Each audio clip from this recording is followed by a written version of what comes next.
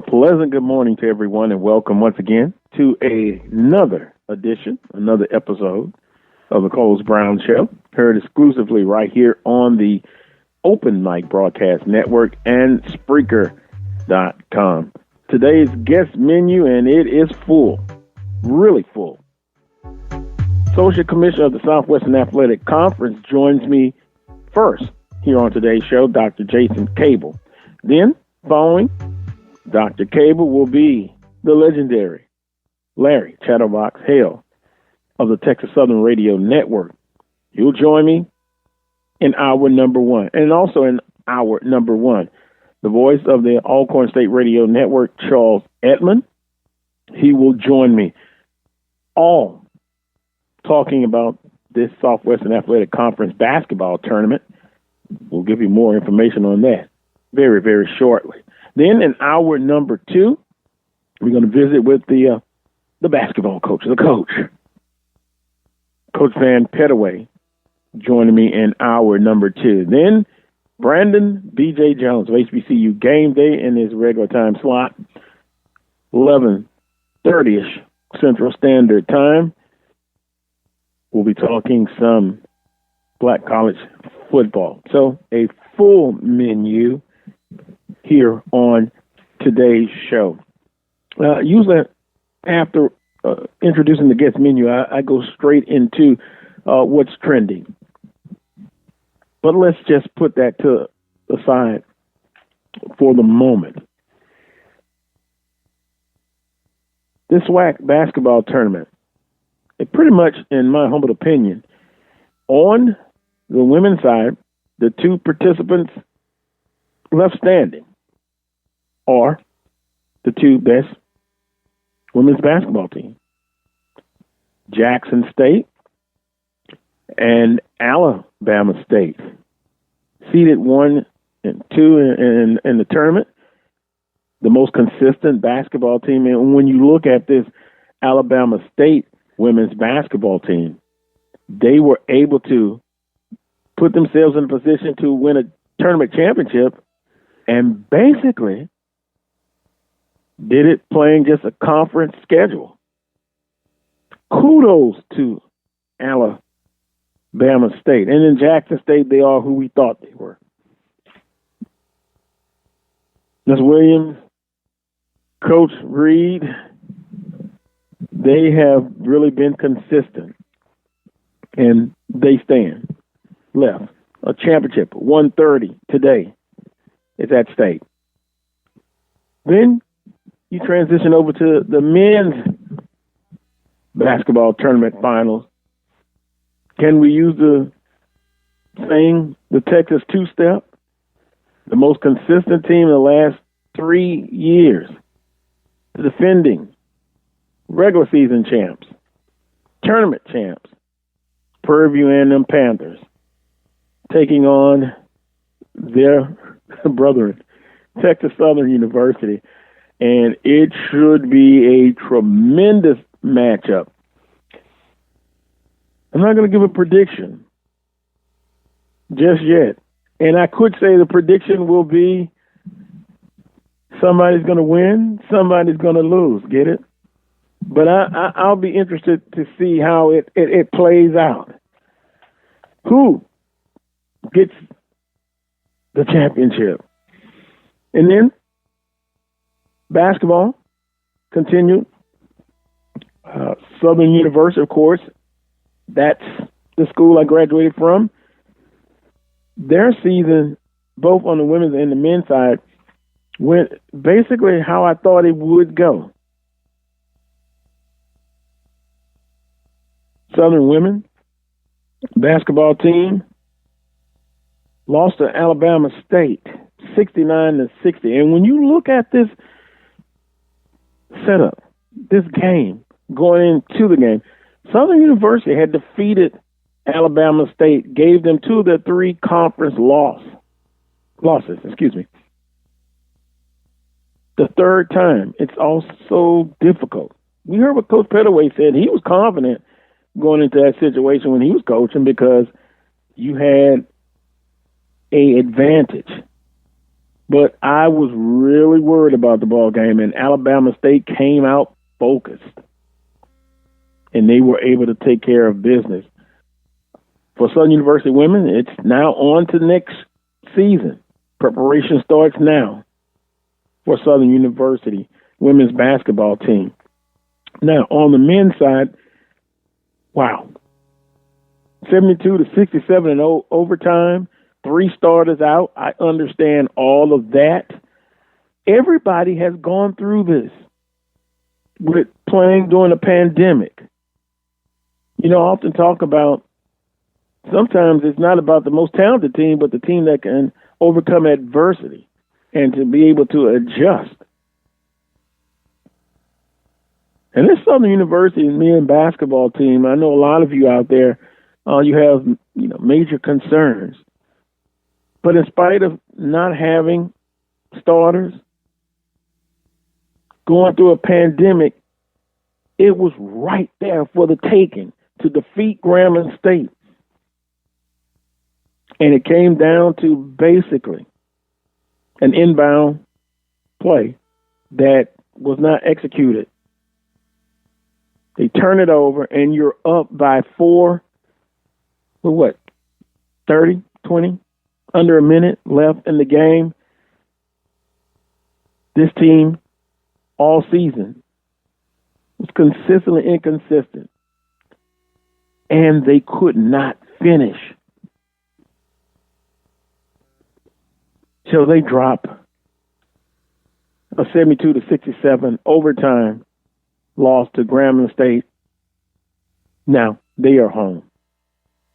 To look at this upcoming season, they're going to have to really do an evaluation. And all teams do this, all programs, when the season is over. Then, last Saturday, as I switch gears here, Southern University football dropped a 33-30 decision to University of Arkansas Pine Bluff. Let me just go on the record to say right now, congratulations to the University of Arkansas Pine Bluff. They had a lot of adversity to go through. Have the team staying this place in Pine Bluff, some on campus.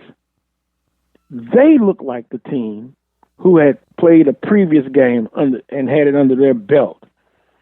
Offensively, they were able to do whatever they wanted to. And thus, all of the phone calls, the text messages, what happened? And we often talk about the most improvement between game 1 and game 2. That's where you see the most improvement. Well, throw that out of the window. For Southern University, penalties, turnovers. And then when you have players, and one particular player who's been in the system 3 or 4 years, and you talk about leadership and setting an example. And I understand you're playing against your home team, and they're probably chirping at you before the game or social media. They remember the butt kicking last year. And to put the team and yourself in that position with an unsportsmanlike penalty, just threw the momentum out way. Just threw it away.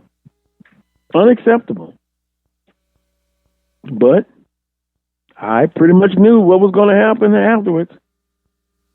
Now you're going to play 2 quarterbacks. If you have 2 quarterbacks, you have none. And by the way, I thought Lampley did an admirable job. Yeah, 3 interceptions, 2 touchdown passes, but defensively, we're not there.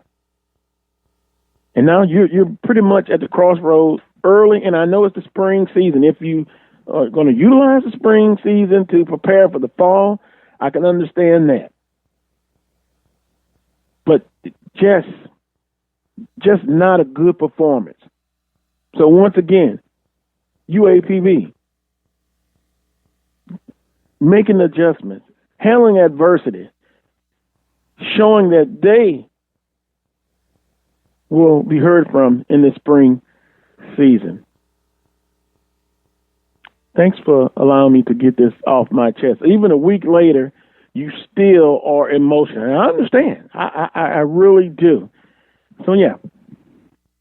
Some people are saying the athletics is at a crossroads. Well, everyone's going to get this year back. But now you start analyzing and see where you're at as far as an athletic program, the teams. And by the way, the baseball team is still undefeated. Southern University Baseball in Southwestern Athletic Conference. I've got 10 after 10. Let me quickly transition, and I want to ask Dr. Prince, producer of today's show, how are you doing, sir? I am doing fine, sir, and I heard your commentary, and I understand where you are. But I'm on cloud nine right about now. We get a chance to face off against a rival for championship in the men's side of the tournament. Prairie View is playing Grambling in Arlington.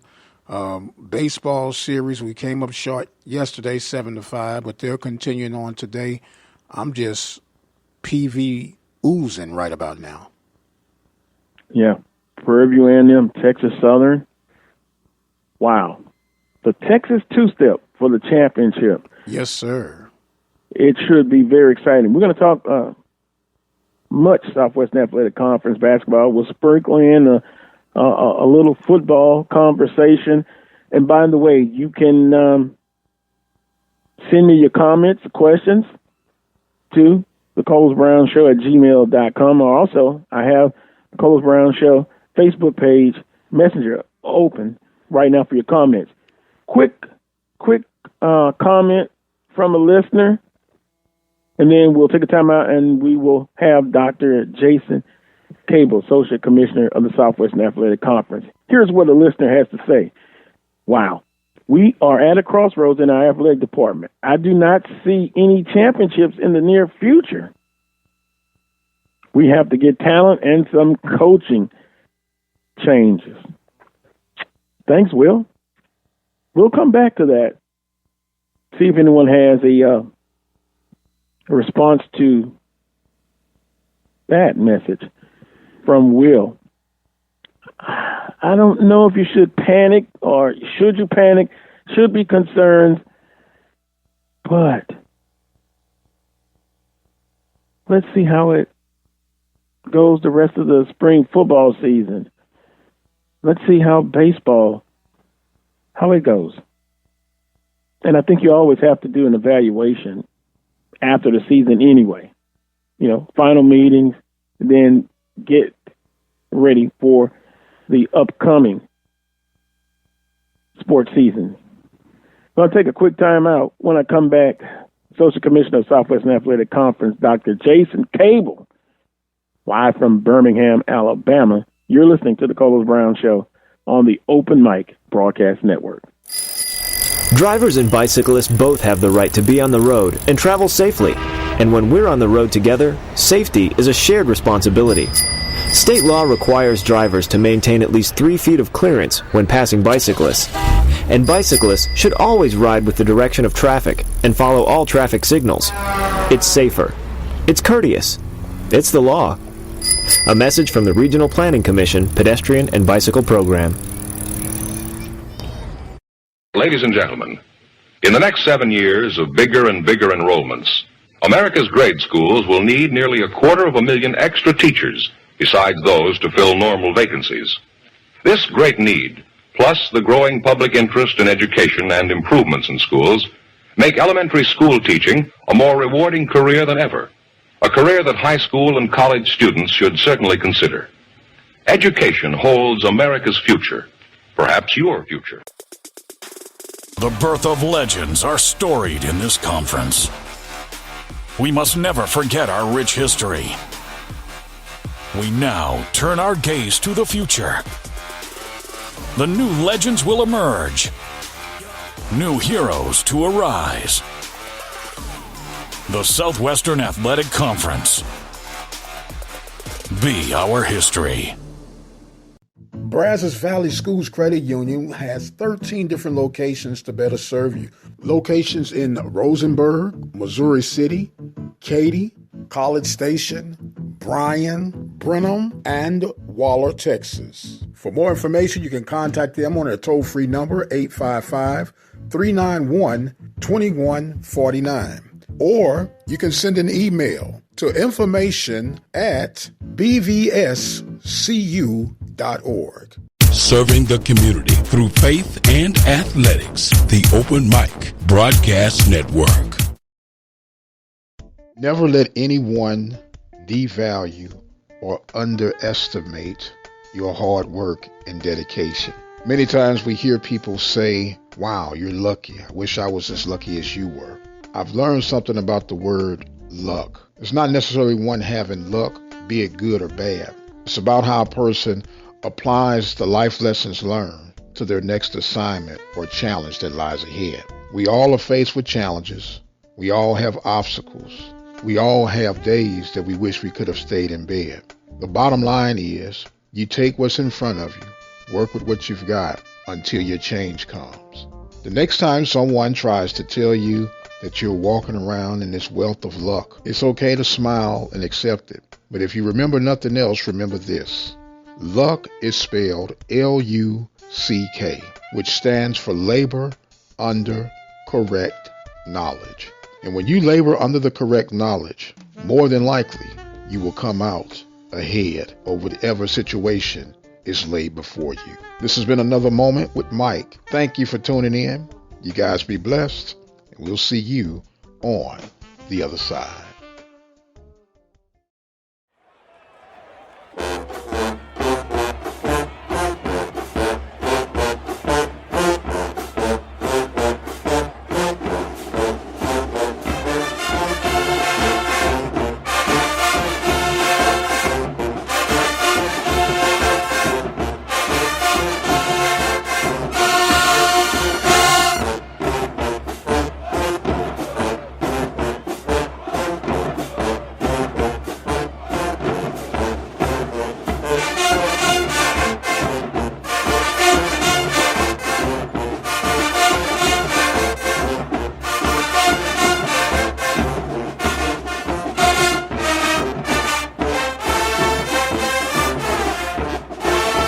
Welcome back to this week's edition of the Carlos Brown Show, heard exclusively right here on the Open Mic Broadcast Network and Spreaker.com. I want to explain to you what we're going to attempt to do. We're going to flip our guest. In other words, Dr. Jason Cable, Social Commissioner of the Southwestern Athletic Conference, we're going to have him up next, hopefully. I understand he's a busy man. And the guest following Dr. Cable is the famous, legendary Larry Chatterbox Hale. So we're going to have him first instead of second. Hopefully I've explained that to you all, and you can understand that.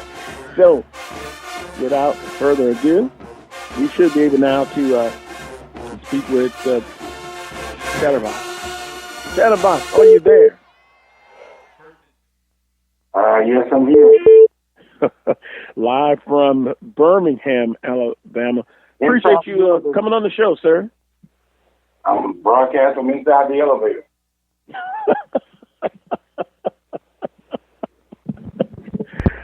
we appreciate on the Brown Show. I have never, ever talked to anyone or been interviewed from inside of an elevator before, so it's the first. Always the first. Always the first, Chatterbox, and hopefully you're safe and sound in the elevator. Yeah, just had the COVID testing done on my way up to my master suite. Master suite? Hey. Yeah, one that has 6 bathrooms and 4 showers. You deserve a master suite, legendary guy. And I must tell you this. Listening to the end of that in regulation time against Jackson State, putting us like we're right there if we're not there. What a tremendous call. Chatterbox, talk about that game in general. Texas Southern defeating Jackson State. John Jameson lost the barrel. That was a game for the ages. Why did he win after? That was a game for the ages. Ranked in of your broadcasting history in the top 5. Come say that again. Would you rank that ball game in the top 5 of your broadcasting career? Probably top 10, yes, sir. And I got to replay it in my mind on which ones I've done. But that's got to be the top 10. It's got to be. Top 10. And you have a star player transfer from Oklahoma State who was just lights out. Not only did he hit the 3 to send the game into overtime, but then a 3 in overtime to kind of seal the deal. Talk about what he has brought to Coach Jones and this Texas Southern basketball program. Well, he originally started getting recruited by our assistant coach, Coach Brandon Chambers. And Brandon Chambers and the others had some great conversation, and Chambers thought he fit the program well, and then he introduced him to Coach Johnny Jones, and he came down, and he just felt right at home here at Texas Southern, because the situation didn't work out for him in Oklahoma. So he was really excited to be at Texas Southern, and really, to be honest with you, man, he has been a master tactician on that basketball floor. Because when we first started that basketball game against Jackson State, we were doing really well. I was, oh, my goodness, let's put these guys to bed. And Tristan Jarrett was talking noise even when he was losing. And I'm like, man, is this guy going to have a chance? But he kept talking and talking and talking. And he scored, to me, a quiet 35 because, hell, I didn't know he had all those points. A lot of them came up with snowbird baskets, a 3 here and there, but I didn't take my eyes off the game. It was like I went to the concession stand during the game, so I didn't miss anything. But right, he scored a quiet 35. A quiet 35. Wow. Quiet 35. And all that meant nothing because in the end and in the clutch, he hit that other 3. Jared tried to go back and answer with a 3, and that messed things up. 84 to 81 final in overtime. And Chatterbox, a lot has been said about this Jackson State men's basketball team, not having to face the top teams in the regular season. Is that a point that people should be reminded of, or it didn't matter because on the court, when they did face, albeit in overtime, Texas Southern proved to be the better team? Yeah, I think in, different situations, we couldn't face them the first time because of COVID. We knew that. Right. Second time, the ice storm came, and we were not able to face them. We waited down there for about 5 days. We were down there from Sunday until Thursday. Food started running out in the hotel. They started running out of firewood. They started running out of straws and paper plates, and we tried to wait them out as much as we could. But we had to leave Thursday and come on back to Houston. And to, what's funny? But we tried to wait them out. That's Dr. Prince. I mean, you want the truth, right? I mean, this Dr. Prince is laughing in the background. Only on the Carlos Brown show, man. This is the truth. We started running out of food, man, in the restaurant. I'm like, man, they got some great wings down there and burgers, but who's ordering ahead of me for me to get? They know we're here. And there was already a huge crowd there anyway because they were doing this Future Farmers of America thing. And they were in there too, so we were all in there together. So, but back to the game. Great game by Jackson State. Class act. Wayne Brent was on the top of his game in the coaching ranks. Texas Southern was just able to get out of there with a win. And I'm just really excited about it. Weathers did what we brought him there to do. Mm-hmm. It's not like the movie Hoosiers where you doubt yourself and you have to pull him in the corner and talk to him and shoot the ball, Billy, and just close your eyes and take your time and just pretend you're at the barn in your folks' house and don't even look in the crowd. No. Weathers grabbed it and seized the moment. Seize the moment. I don't think nobody had to give Weathers a pep talk. No. I mean, a tremendous player and really did an outstanding job. And now seizing the moment. Texas Southern and Prairie View. Some would say that's how it should be for the championship. Of course, no strangers to each other. The Texas two-step. Chatterbox, what has to happen for Texas Southern? Okay, let me ask you, before you ask defend. Who said that this is how it should be? Who said that? Well, who gets the credit in saying this is how it should be? I need a name. No, wait a minute. I'll answer it. Some on social media said it should be, because some saying that Texas Southern was not really talked about in the same light as Jackson State. But ultimately, in this tournament championship, these are the two best teams, and they will face off in two outstanding basketball programs. Well, we were picked to win the league.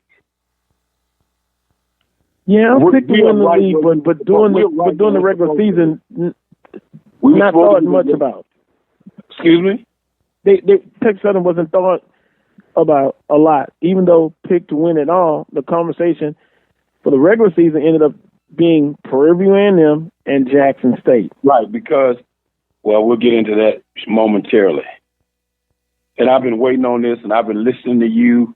I've been listening to the show. You've been bringing on the legend, Coach L. Van Petway, who I miss so much on television. Yeah. You've been bringing on Dr. Michael Prince, and he was giving his thoughts to all these other guys. But I finally get my chance to air it out. If it doesn't come out in the wash, it's going to come out in the rinse. All right. You know what? Maybe you should have had Jason Cable on ahead of me, because I trumped him. Even though he's the assistant commissioner, I remember him when he had his jockstrap on playing for Alcorn State and Dave Whitney. Yes.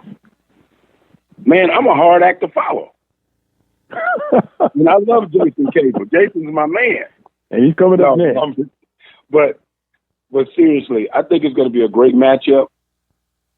And I think that it doesn't do the rivalry justice when you don't have it on television during the year.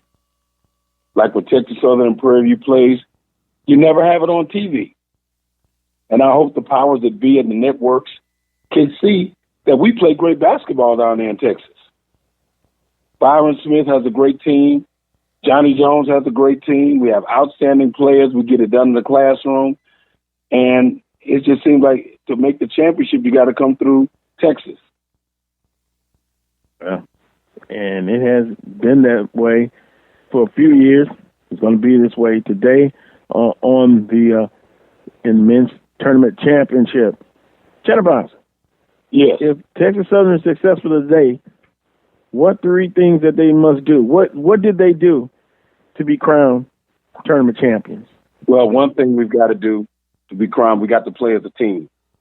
We can't go to the individual ball, and that's what we did when Michael Weathers went out of the game, when he got knocked out of the game by a Prairie View player. He got knocked out of the game in Prairie View. He got knocked out of the game, and he had birds flying around him, so we didn't know how to adjust without playing with him, because he's the straw that stirs the drink. And they knocked him out so bad that he missed the other matchup with Prairie View. They knew what they were doing. So I don't blame anybody. I just about what I saw. Knocked him out of midair like you're watching Red Tails. And, you'll be ready today. He'll be ready today. Emotions aside, execution. And then you have to execute the offense. I'm very interested. We have a vaunted offense led by Michael Weathers and a tenacious defense led by the coaching staff.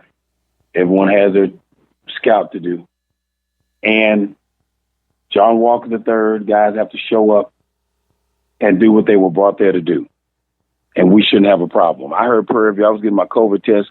I heard Prairie View in there practicing this morning at the gym. Mm-hmm. I guess they'll be in there for 6 hours. Running out of that. I don't know about 6 hours, but maybe 4 at the most. No, well, they'll burn themselves out. But defensively, for Prairie View, they're an outstanding defensive ball club. And well, I'll say this, Chatterbox. What do Coach Jones and Coach Smith have in common besides winning? They care about the student athletes. They're great to be around. Byron Smith is a great friend of mine. We go way back from his playing days at the University of Houston. He is a great guy, tremendous guy to be around. He was on Tony Harvey's staff one time at Texas Southern. And we had conversations actually about when he became a head coach, what he would do. And it tickles me because when I see him and we see each other, we have that laugh or that smirk, because this is what we talked about the entire time. And I'm really proud of him. Coach of the Year, Byron Smith, my good friend. And both are Louisiana natives. Say no more. Say no more, Chatterbox. Who is that? I don't know who that is. I'm proud of both guys. They need to mute their microphone. You and I are having an in-depth conversation here. I'm really enjoying it. Well, I don't think people could hear what Dr. Prince said. But I don't know who decided to step on what we were doing, but I'm enjoying this time we have together. I'm enjoying it as well, and Dr. Prince said he just knew I was going to bring that up about both coaches being Louisiana natives. So, and also, Carlos it is Brown, a fact. Thank you for your accolades. Thank you to Coach L. Van Pettaway for his accolades about how I called the games. Thank you so much. I appreciate that. It means a lot to me a couple of shows ago. Thank you so much. I'm glad that you respect what I do, and I'm glad I'm able to entertain. But I'm going to be honest with you. Mm-hmm. That 3-point shot, oh, my gosh, if you could smoke a cigarette in the Bartow Arena, I had a Paramount regular already in my pocket. Yeah, again, I was able to listen via the TuneIn app, and it was just outstanding. The excitement, it was like I was in the arena, and that's what I look at when I'm listening to a broadcast. They paint the picture, and you did an outstanding job on that. Look, it had me jumping up in the man's cave, like, wow, what a shot. And I'm a radio guy. I was listening. When you go to the timeouts and you start thinking, it's like, oh, my God, I know we're not going to blow this one. You know, you're just thinking that to yourself, of course. Like, we have come all this way, and you're going to let Jackson State get you. Nah, something's got to happen. There's got to be a ram in the bush. Something's got to happen. Uh-oh. As Moses would say. Something's got to happen. And Michael Weather stepped up and took over that basketball game. Well, it's coming up today on ESPN3, Texas Southern and Prairie View A&M 2021 Tournament Championship, the Southwestern Athletic Conference. Chatterbox, thanks for the time. We'll talk again real soon, and then have a great broadcast and have a great rest of your weekend, sir. Wait a minute. That's it? That's it. Man, I had put a pizza in the oven. I was prepared to stay the whole time. I mean, I had learned radio. I learned how to bake muffins in the microwave in this hotel. Wow. Well, I mean, with that suite, in the suite, you don't get service. You don't get weighted service. I'm an old school guy. Okay, old school. Okay, say no more. Called the closeout. I understand, Carlos. You got a full plate today. Yeah. But give L. Van Pettaway my regards, and tell Jason Cable I'll be looking for him today. My good friend out of Alcorn State. Do you know Jason Cable played the last 4 years that Coach Whitney coached at Alcorn State? Mm-hmm. Yes. He was there. Tremendous player. Number one. And they beat them with Roderick Riley and Greg Burks.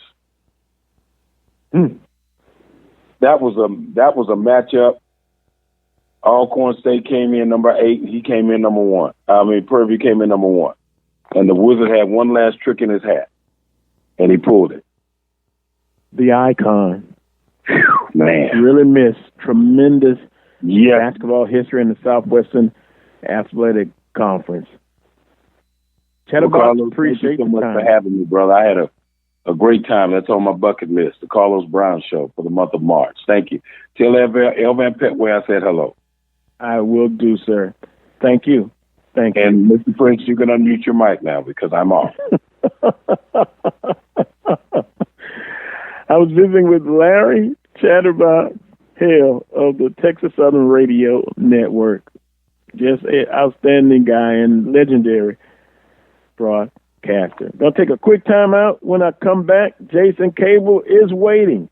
The Associate Commissioner of the Southwestern Athletic Conference will spend a few minutes with him as well. You're listening to the Carlos Brown Show on the Open Mic Broadcast Network. Drivers and bicyclists both have the right to be on the road and travel safely. And when we're on the road together, safety is a shared responsibility. State law requires drivers to maintain at least 3 feet of clearance when passing bicyclists.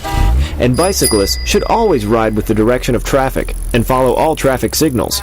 It's safer. It's courteous. It's the law. A message from the Regional Planning Commission Pedestrian and Bicycle Program. Ladies and gentlemen, in the next 7 years of bigger and bigger enrollments, America's grade schools will need nearly 250,000 extra teachers besides those to fill normal vacancies. This great need, plus the growing public interest in education and improvements in schools, make elementary school teaching a more rewarding career than ever, a career that high school and college students should certainly consider. Education holds America's future, perhaps your future. The birth of legends are storied in this conference. We must never forget our rich history. We now turn our gaze to the future.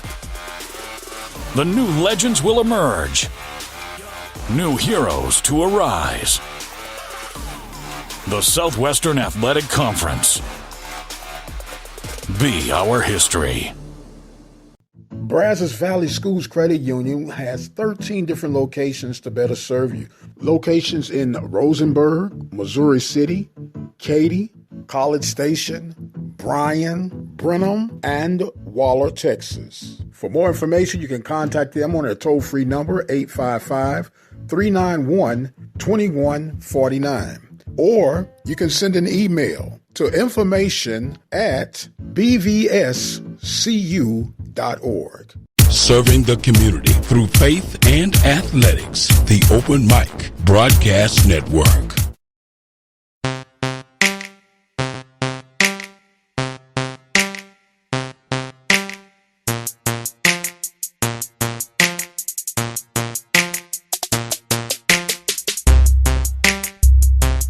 Welcome back to this week's edition of the Carlos Brown Show, heard exclusively right here on the Open Mic Broadcast Network and Spreaker.com. Want to thank Larry Chatterbox Hale.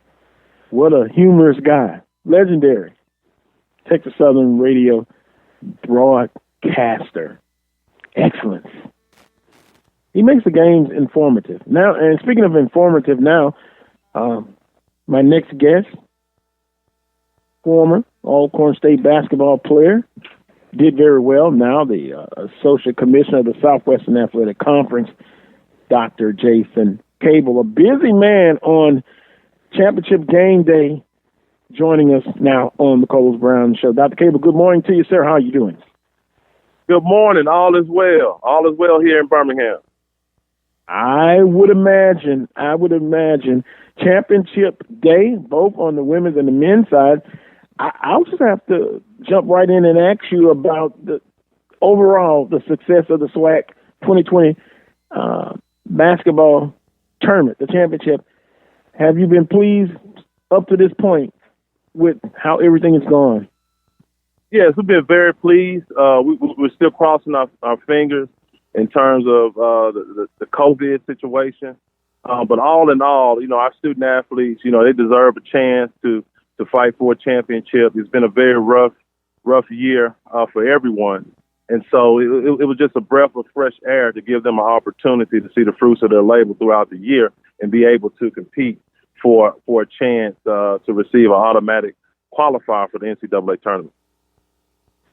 That is a good thing, being able to play for a championship. And if you could, Dr. Cable, kind of talk about the planning and putting on this event and with the COVID protocols and with the facilities, the morning sessions, evening sessions, and just kind of talk about the committee and what have you and what it took. What all took place to be able to put on this event in the pandemic era? Yeah, I think initially the biggest decision that was made was bringing 8 teams on each side, on the men and women's side, to Birmingham. When normally, we only played the semifinal and final, and right. So we thought it would be prudent on our behalf to kind of create a mini bubble, if you will, and bring 8 teams in and just try to keep them within that bubble. And we thought it would increase our chances of getting our better team to the tournament in that we wouldn't have any stoppages. So we're not out the water yet. We still have 2 games a day, obviously. But the planning as it relates to the facility and COVID, I tell you, Ms. Adina Pooler, Andrew Roberts, our 2 other administrators in the office. We know that Charles is on the commissioner's on the NCAA selection committee, and so he hadn't been able to be in Birmingham. But just our group, we've been able to kind of work together. Obviously, there's some challenges anytime you put on a tournament, but when you add COVID, it takes a level of detail that far surpasses just the regular tournament we're accustomed to. So. It was a challenge, but I think all in all, we've done a good job of putting a great tournament together, and I think the fans, student athletes, and all involved have enjoyed it. I'm visiting with Dr. Jason Cable, Associate Commissioner of the Southwestern Athletic Conference. And Dr. Cable, as far as the testing, even with the Associate Commissioner, broadcasters, coaches, et cetera, people that are working in the arena, how often and how many times did you guys have to get tested? Well, the NCAA rolled out a 7-day consecutive testing protocol for the travel party. So that travel party is 34 individuals. Institutions have the opportunity to select who's within that travel party. So those 34 individuals had to test every day. So they've been testing every day since Sunday. And so table crew, other individuals that we consider tier 2 are on weekly testing. So, wow, that is interesting, Dr. Cable. So you have that going on. You have coaches, you have players, et cetera. So with that being said, could we kind of talk about the future SWAC basketball tournaments? Of course, you're adding two new teams, FAMU and Bethune-Cookman. Is it too early to talk about maybe what the format will be for the next SWAC basketball tournament? No, I don't think it's too early. We've started those conversations. There are a couple of concepts that are being reviewed by our athletic directors and SWAs. And so we look to get back together after the tournament, debrief this tournament, and look forward to solidifying what next year's and future tournaments will look like moving forward with the addition of FAMU and Bethune-Cookman. Dr. Cable, do you foresee maybe during the regular season, will it be a divisional format? And if it's not, then how do you see the participants in the tournament? So, will it be more teams? Where do you think this conversation will lead you guys? Well, I know that we've made a decision that we won't go into divisional play. We'll keep the 8-game regular season format. What's in question now is, do we extend the number of teams in the tournament? Do we go from 8 to 10, or do we bring in all 12? So those are the conversations that we're having right now. That'll be very interesting, and I'm sure you'll let everyone know at the appropriate time what the final decision will be. And speaking of decisions, there has been plenty of conversation, and hopefully you can speak on this. Co-champions in the regular season. You're a basketball guy as well. What are your thoughts on, I guess, Prairie View and Jackson State sharing that co-regular season championship, and how do you think that decision came about? Well, I think going into this year, we understood that there was going to be some stoppages in play, and so we didn't want to penalize teams for having stoppages related to COVID. And so we came in with the mindset that we wanted to be as flexible as possible, and we wanted to include our better teams. And so when you have 2 teams to go undefeated, given this current environment, it's very difficult to exclude one, especially given the circumstances as to why they didn't play each other. And so with all taken and the totality of the situation, all those things taken into account, we felt as if co-champions really defined the body of work of those 2 teams. Yeah, well, Jackson State, albeit some look at who they didn't play, who they did play, they ended up being undefeated in the regular season, and albeit how the tournament ended up to this point now, you've got Texas Southern and Prairie View on the men's side. On the women's side, Jackson State and Alabama State. Put on your color analyst hat, if you could, Dr. Cable. What do you think about these 2 ball games being played today?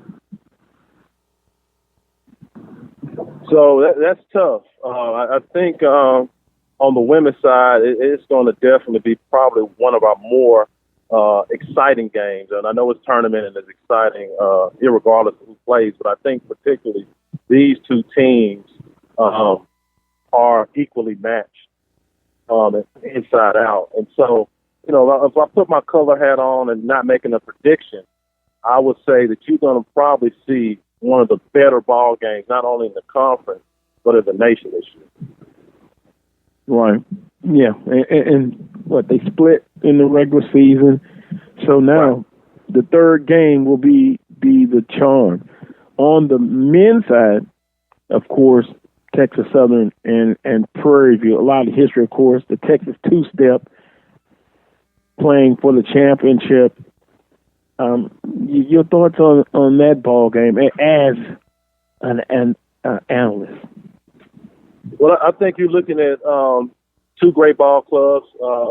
Texas Southern played a phenomenal game yesterday against Jackson State, going into overtime and winning. And you always, and I say always because for the last 3 years, Prairie View has been one of our better ball clubs. And so they're very consistent, really a defensive focused ball club.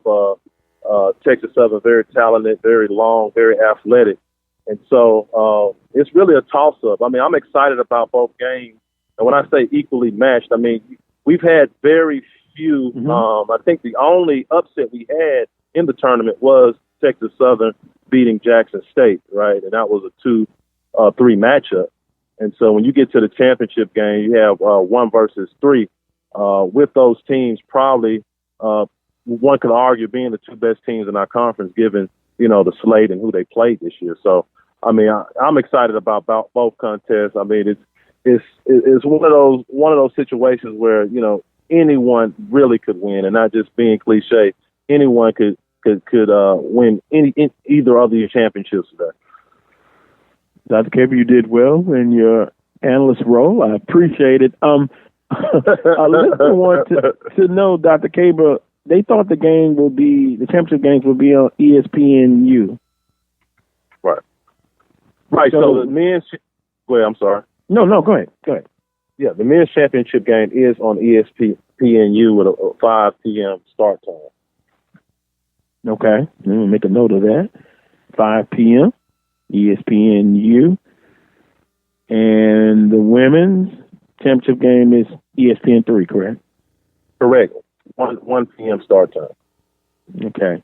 And then both Central Standard Time. Okay. And speaking of Dr. Cable, the men's team championship, the winner of the tournament, they're going to immediately leave to the NCAA tournament play-in game, or what are they exactly doing? They're leaving out exactly after the championship game, correct? Correct. So our men's team will leave out tonight after the championship game, headed to Indianapolis. They will be put in a bubble there, and then they'll start their progression to play either as one of the first four or as a just a first round contest. Okay, I don't know why my mindset was still kind of pre-pandemic as far as the NCAA tournament, but they are flying out after the ball game, correct? Right. It'll be a bang, bang, bang situation after the ball game. They'll get an opportunity to celebrate, and they have to head to the airport, get on a charter flight, and get to Indianapolis. Yeah, that's the situation at hand. Everything is in Indianapolis in the bubble setting. The decision was made, and of course, Dr. McClellan's on the selection committee. Does that put the winner at a disadvantage going into the next ball game? The travel, I don't think so. I think it's probably status quo for a number of conferences. It's just I think our game is a little later. What makes the the steps that you have to complete prior to travel more concise. But a number of conferences that they have the same flight plans. After their tournament concludes, they're headed out to Indy as well. Okay, I got you. Well, Dr. Cable, any closing comments that you would want to present to the audience?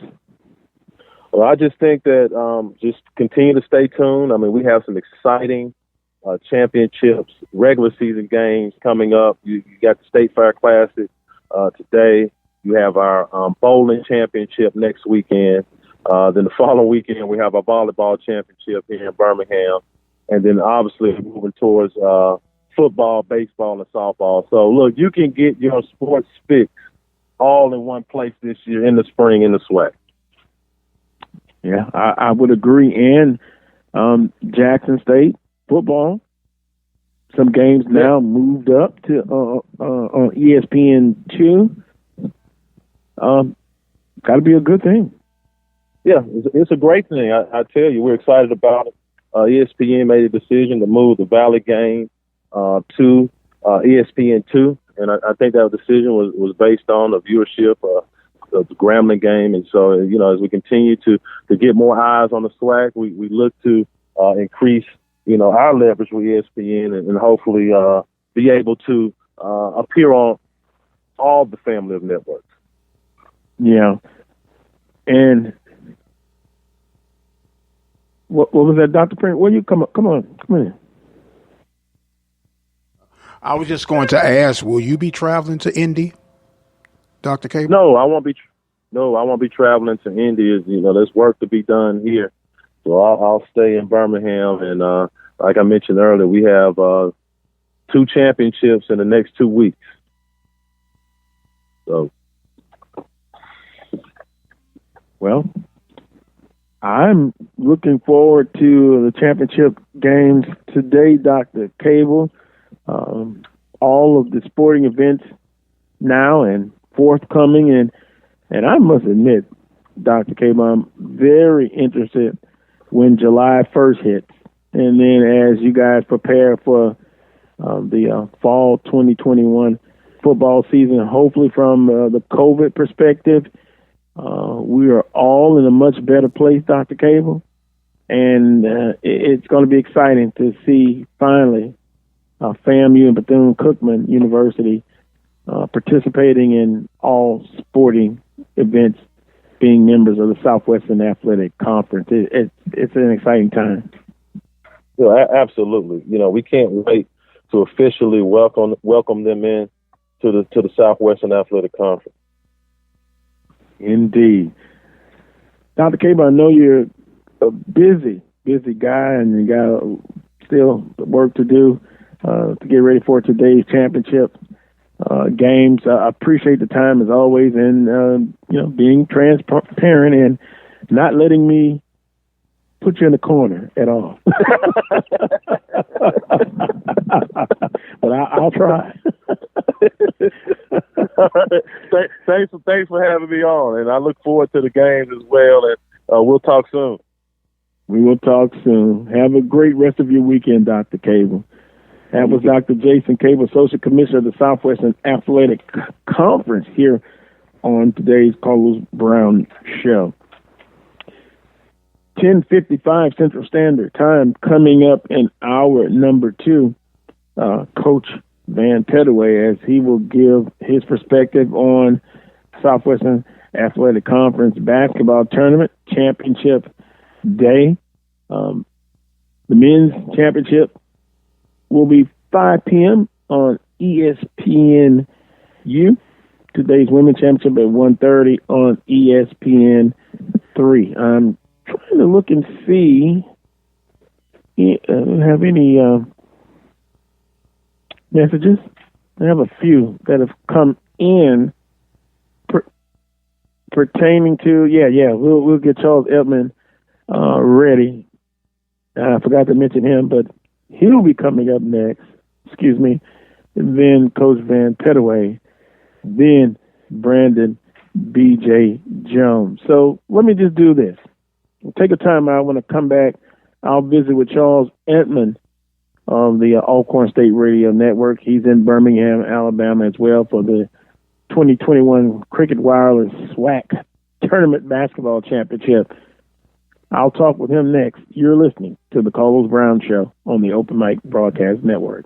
You're looking to expand your business or services? Let the Open Mic Broadcast Network help lead the way. With our customized campaigns, we are definitely able to reach your target audience. For more information, dial 832-213-8824. The Open Mic Broadcast Network, serving the community through faith and athletics. The voice of student athletics. Chris, can you put the video game controller down for a second? I can talk and play. Oh, I'm totally annihilating this punk kid in Nebraska. I just feel like you're not acting like a grown-up in our relationship. Him too. Well, you still ride your skateboard to work, there's the comic book collection, the race car bed. Look, I'm young at heart, but I put money into my 401k every paycheck. I picked up a few savings tips at feedthepig.org. I have control over my financial life now, and that feels pretty grown up. Put away a few bucks, feel like $1 million. Putting some money from every paycheck into a savings account or contributing to your 401k can make a big difference later. For free ideas and easy tips on ways to save, go to feedthepig.org. That's feedthepig.org. So, I bet I look like a grown-up to you now. Well, except for the footy pajamas, I'd have to agree. This message brought to you by the American Institute of Certified Public Accountants and the Ad Council. Broadcasters come into our lives on radio and TV, bringing us information and entertainment. Broadcasters are there for us, but who is there for them when they fall on hard times? The Broadcasters Foundation of America provides financial assistance to broadcasters in acute need due to a critical illness, accident, or other serious misfortune. If you know of a broadcaster on the air or behind the scenes who may need our help, please share our message. Visit broadcastersfoundation.org.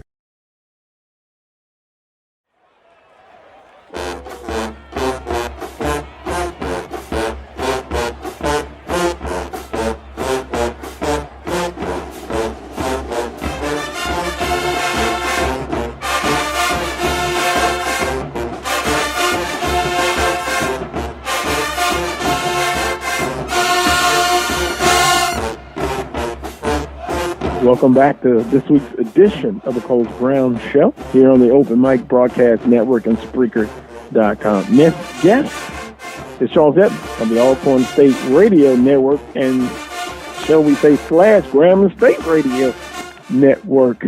Charles, good morning to you. Good morning. How are you? I'm doing fine. Looking forward to some championship basketball coming up today. You have SWAC football coming up. One game today, one tomorrow. So let's get your sports fix. Busy weekend. Probably one of the busiest HBCU / SWAC weekends that we have, with baseball and softball going, football, as you mentioned, and it's the SWAC basketball championships today. So not a shortage of things to look at and things to talk about. Yeah, some things to talk about, and we'll do that with you for the next 10, 12 minutes here on the Coles Brown Show. You've been in Birmingham all week, and guest before you, Dr. Cable, talked about putting on this event during a pandemic and all the work behind the scenes. But you've been there pretty much a week. What has been your initial thoughts on everything going on at the Cricket Wireless 2020 SWAC Tournament Basketball Championship? Well, first of all, I have to give the teams a lot of credit, the teams that are there and the teams that have were eliminated, because unlike the ACC and other Power 5 conferences, every game has been played so far. There has not been a team that has been disqualified due to COVID-19 cases within their program. And so what the SWAC does, they test everybody. Everyone is at the scores table, including me. I was tested 3 times. The teams were tested after their games, leading up to their next games, and even as they lost, they still were tested. So I think the Birmingham bubble, if you will, I think, by the mere fact that all the games were in Birmingham in one central location as compared to these satellite games that we've had in the past, I think it has helped cut down on a lot of interaction. And I think because of that, so far so good. We got 2 games left. Let's hope we get to the finish line. But the SWAC has done a really nice job in just keeping people safe. There hadn't been a lot of people in the stands. I think they limited to 1,000 people per day, so everybody's able to spread out. Just keeping everybody safe, testing, and the protocols. So far, so good. And let's hope we can get to the finish line today. Charles, let's kind of go through some of the high points in the tournament, some low points. You're, of course, of the Alcorn State Radio Network, women's and men's basketball team. At this point of the season, it's win or go home. They did that. Overall, they had to play a Southern University women's basketball team for the 3rd time. We often talk about how difficult that situation is. Southern and Alcorn State, pretty close ball game at certain points, and then Southern's able to win that ball game. Then on the men's side, and of course, Charles, you will hear this theme about, of course, playing during a pandemic, players lost, starters lost, players opting out. But those were the conditions for everybody. And playing on the court, playing that game, you're going to win, you're going to lose. So overall, you've seen some teams, they kind of went out. They lost, they went home, and it basically what you saw in the tournament for some of those teams is what you kind of saw during the regular season. You did, and you look at the Braves, obviously losing the women's team, losing to Southern University, just could never really get in any kind of rhythm. Offensively, we struggled. Southern really defended us well. It was kind of a tough matchup, and we just couldn't get enough offensive punch. We were thin in the post. We have a center that's really a 3 in Deja Mitchell, and so we had a lot of players, and talking to Nate Kilward afterwards. We had a lot of pieces that were out of position, and so he tried to make the best out of what he could. And then we had a pretty good run, but at the end of the day, just not enough punch, not enough stops, and not enough points. And so that was the case with the Lady Braves. For the men, I mean, we played so hard. We played so hard against some really good teams in Prairie View and Texas Southern. We just saw them last Thursday. We saw them again. Texas Southern is really good. We were short-handed. We were without 4 of our players, including the second leading scorer in the conference, Jermaine Crosby. But again, our team was predicated on defense, and we couldn't get enough stops, even though we played well for the first, I would say 23, 24 minutes. But Texas Southern and Weathers, they're just too good, too many pieces, too much height. So that's what happened there with the Braves. I mean, 2 first-year coaches. So we look forward to seeing what recruiting will bring. But, clearly, for the pandemic, everybody talks about it. It helped some teams, and it hurt other teams. I think if you look at Prairie View's men and Texas Southern's men, Texas Southern had about a 3-week pause in their program early in January, and I think that helped them. For Prairie View, they played some and lost some due to the pandemic. I think it helped them as well. So you look at those 2 teams playing for the championship game today. Now on the women's side, I mean, it's clearly the top 2 teams were Jackson State and Bama State all year long. They were jockeying back and forth. I think it's going to be one of the better women's championship games you're going to see in a while. I think it's going to be a knockdown drag-out today. 2 teams evenly matched. I think both teams are deep. Both teams are really good in the post. I mean, it could go in overtime, double overtime, triple overtime, however way you want to look at it. I think it's going to be one of the better women's championship games today. But I think as far as the pandemic is concerned, I mean, it has impacted everybody. And, coaches are not using it as an excuse. You do the best you can. You start, you stop, and you just play with what you got. And I think, everybody did a nice job, I think, throughout the conference in playing with what they had, despite a lot of situations that were out of their control.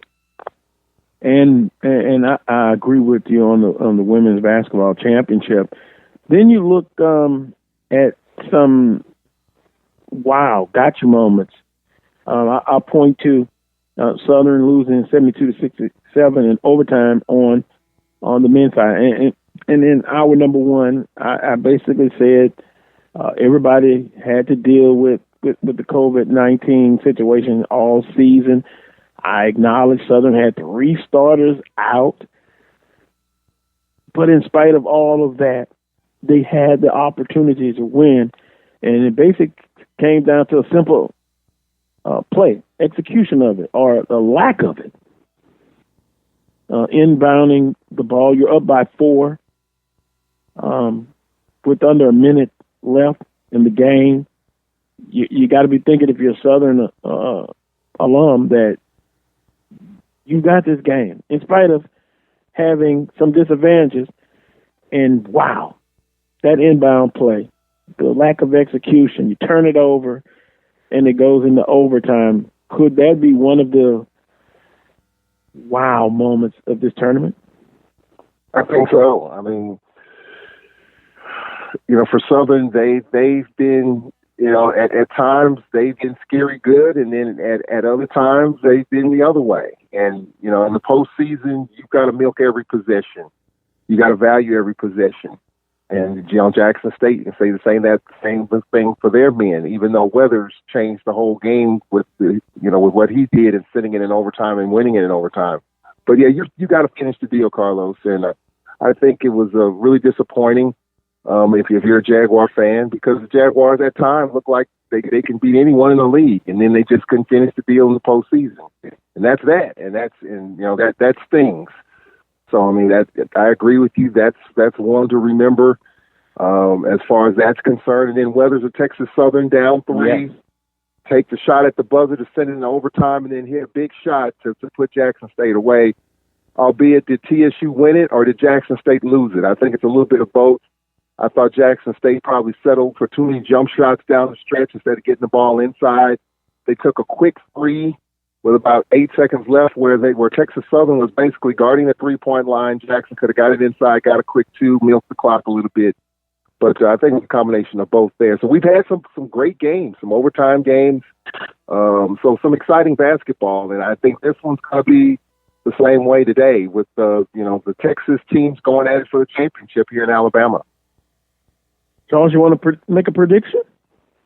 Or you care not to? Yeah, no. Preview on the men's side. Prairie View on the men's side. I think, all right, so Texas Southern used a lot of energy yesterday in that game with Jackson State. Grambling used a lot of energy in beating Southern. And last night, what I saw with Prairie View and Grambling played well at times. And Prairie View plays so hard all the time. You can't take your foot off the gas because they've got so many pieces, and Coach Smith demands that they play hard with maximum effort. And when you let your foot slip, they're going to go on a 6-0, 8-0 run, and they defend well. I think this is one of those games in which it was an emotional win over Jackson State yesterday. I don't know if TSU has enough in the tank to be able to get over the hump with. They're going to have to play toe-to-toe with Prairie View, and they're going to have to play from in front. If they fall behind, Prairie View's just going to milk it, and they're going to wear you out. And so I think Prairie View's the fresher team. I think Prairie View's the better team. But if Weathers has a hot night, it's going to be a problem for Prairie View as well. But if I were to bet, I'm going to bet on Prairie View. On the women's side, not a toss-up, but who do you think is crowned champion? Watching Jackson State yesterday, it all starts and stops with Amisha Williams. Bama State's going to have to get the ball out of her hands. And the thing about Amisha Williams, she makes everyone else around her better. I know Frida's going to try to triple team her and get Rogan or someone else going to have to beat them. But Jackson State just hits the shots. They've got 1,000 pieces they can mix and match. They can go any way you want. They can go big, they can go small.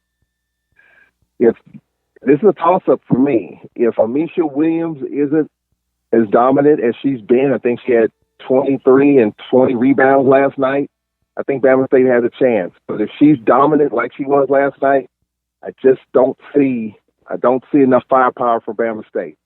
I'm going with Jackson State, albeit I think it'll be really, really close and it'll be a really, really good game.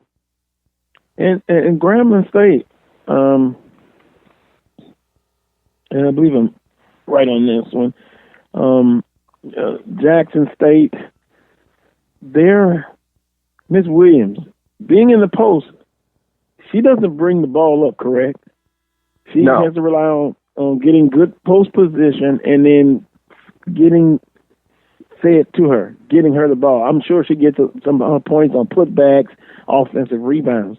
But do you think Alabama State will probably have a lot of ball pressure at the guard position to maybe try to limit, along with help side defense and double coverage, to kind of neutralize Miss Williams getting opportunities? I think they will try to push their defense up a little bit, but you got to be careful with that because we've seen teams do that, and when you don't get home, just like when you blitz in football, when you don't get home, you're in trouble. If Alabama State puts pressure, they don't create the turnovers, Jackson State gets in the open floor, and they dump it into Amisha, then it's over. When she catches it too deep, it's too late for the defender.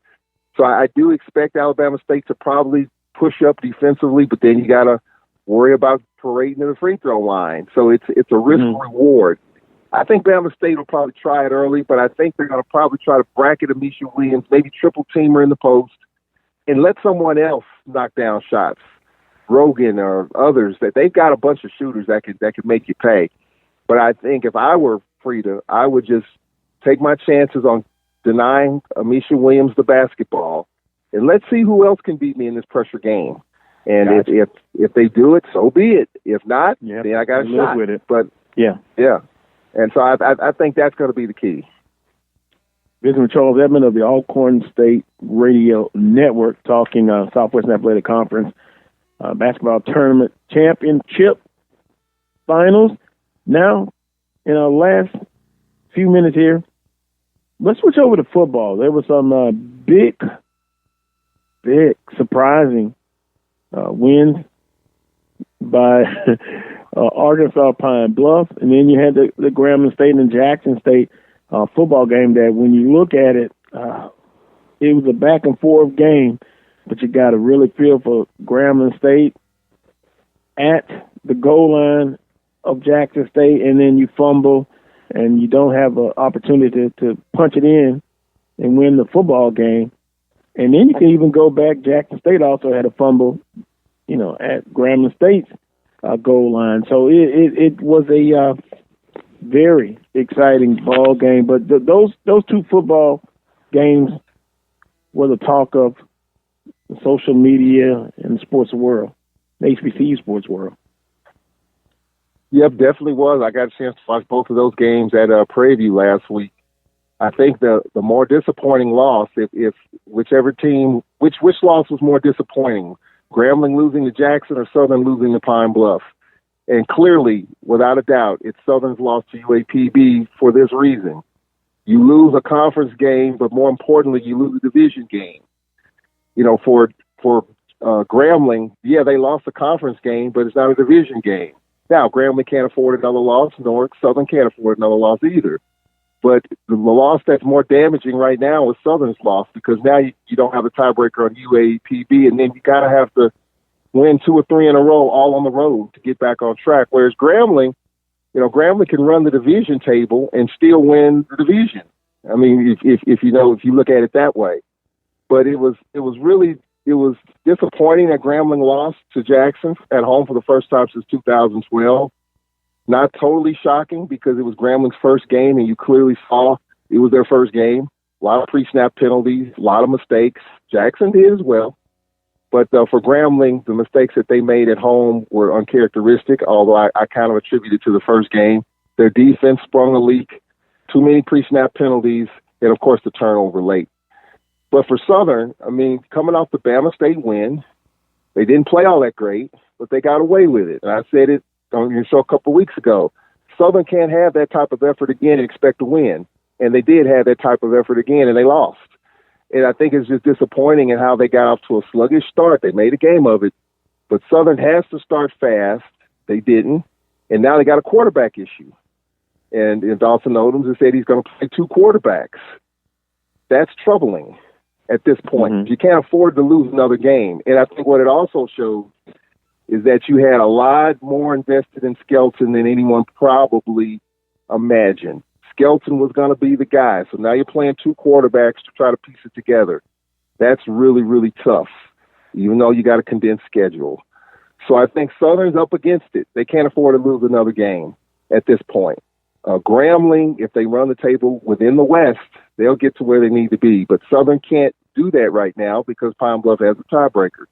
Southern's got to get back on track. They got to get off to a faster start, and they've got to get better quarterback play, albeit 1 or 2 quarterbacks. It doesn't matter at this point. You got to figure it out with minus Skelton. And it appears as if he may not be playing. I hate it for the kid because he's got all the raw talent, but, there's other things going on, and, you got to continue to move forward. So that's tough. And I still have Southern to bounce back, though. I predicted Southern to win the West. I still say the same thing. And Southern seems to do really well when their backs are against the wall. They got all road games the rest of the way, and their backs are against the wall, and that's when I think Southern usually comes out on top. But this is the toughest challenge Dawson Odoms has had since he's been there, in my opinion. Yeah, and when you look at it, I look at it, and just my personal opinion, you have quarterbacks that have been in the system 3+ years. Now, I kind of question even the system. I'm a big believer, and let me explain this. I believe in putting a system around the personnel that you have and the talent. And if I'm a defensive coordinator, if I'm facing Southern University right now, I take my chances on, and you saw this even last season and the season before, I'm going to say, if I stop your running game, I don't believe you can beat me passing the ball consistently. And we have not seen improvement. We have not seen improvement in the quarterback situation. Personally, you go with 1 quarterback and you ride it out for the spring season. And then you get ready for the fall season. If you have 2 quarterbacks, you have none. Lampley would get the start. They get more reps in practice. Now they have 2 weeks. Interesting point that you make, that when their backs are against the wall. But at some point, you get tired of always playing well when your back's or to the wall. And if you want to get to that next level, you're going to have to cut down on penalties, the turnovers. They have been a turnover machine as of late, including last season, SWAC championship game, first game of the season against McNeese State. Also, attitudes. You need some attitude adjustments. And you just made the statement, raw talent, physical attributes. Yes, he does. But does that make for the better quarterback? You've got to be able to have the mental capacity, leadership, but attitudes. And attitudes reflect leadership. Everybody's going through a pandemic, society, even the sports world. But you just got to improve. And there's no room for error now going forward. And Olin's blueprint is all over this football program. A suggestion? You got some coordinators. Defensive coordinator's been there a couple of years. The new offensive coordinator. Let them develop the game plan. Maybe step back and look at maybe what we can do better. Because apparently what you're doing now is just not working. But anyway, my commentary again. Commentary number 2. Very, very disappointing. Well, let me say this, Carlos, and to your point, you're exactly right. But if you look at the Braves blueprint, when Fred McNair took over and even with Jay Hobson, the one thing the Braves are is what?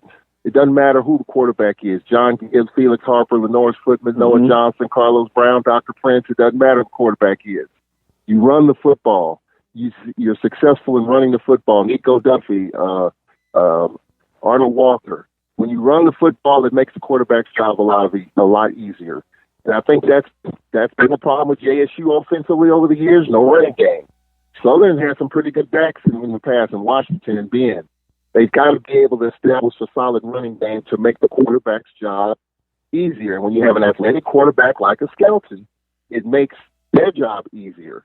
But now you take that dynamic away, you still have to run the football. And I think for Southern, because, I think Southern still can get it done in the West despite their loss. They have to be able to establish the run with the backs that they have. 1st and 10, 2nd and 6, 3rd and 3, you run the football. Then it makes the quarterback's job easier. But do you have Skelton, a dual threat that can get you 4 or 5 yards? Then it makes it a little bit easier as well. But then the turnovers and the mistakes take all that away.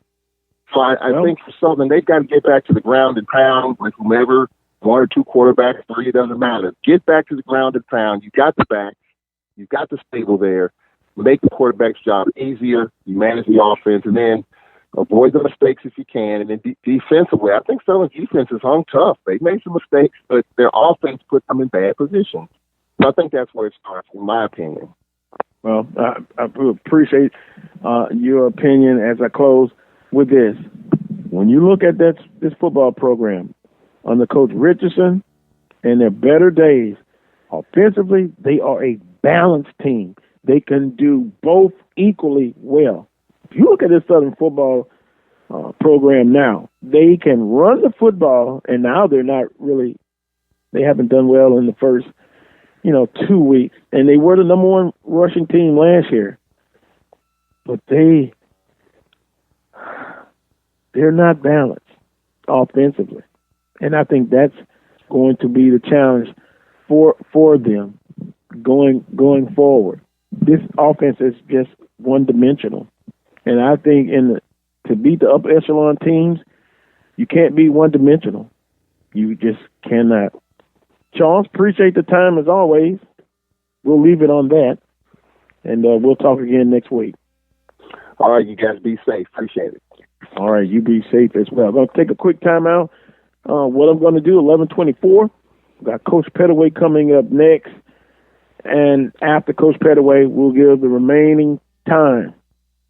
We'll say about 11:45 Central Standard Time, 11:45, to B.J. Jones of HBCU Game Day. It'll be interesting to see what his thoughts are about all of the games played last week. And there were other games, of course, to get into. What about Alabama A&M? I didn't see a defensive performance put forth like Alabama A&M did, and offensively they were able to get it done as well. And we'll, of course, get his thoughts on Southern University. You're listening to the Carlos Brown Show on the Open Mic Broadcast Network.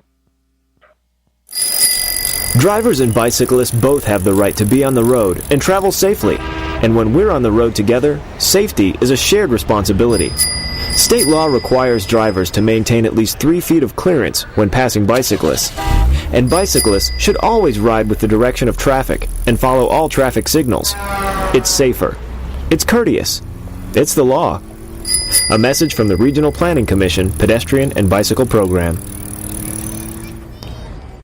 Ladies and gentlemen, in the next 7 years of bigger and bigger enrollments, America's grade schools will need nearly 250,000 extra teachers besides those to fill normal vacancies. This great need, plus the growing public interest in education and improvements in schools, make elementary school teaching a more rewarding career than ever, a career that high school and college students should certainly consider. Education holds America's future, perhaps your future. The birth of legends are storied in this conference. We must never forget our rich history. We now turn our gaze to the future. The new legends will emerge. New heroes to arise. The Southwestern Athletic Conference. Be our history. Brazos Valley Schools Credit Union has 13 different locations to better serve you. Locations in Rosenberg, Missouri City, Katy, College Station, Bryan, Brenham, and Waller, Texas. For more information, you can contact them on their toll-free number, 855-391-2149. Or you can send an email to information@bvscu.org. Serving the community through faith and athletics. The Open Mic Broadcast Network.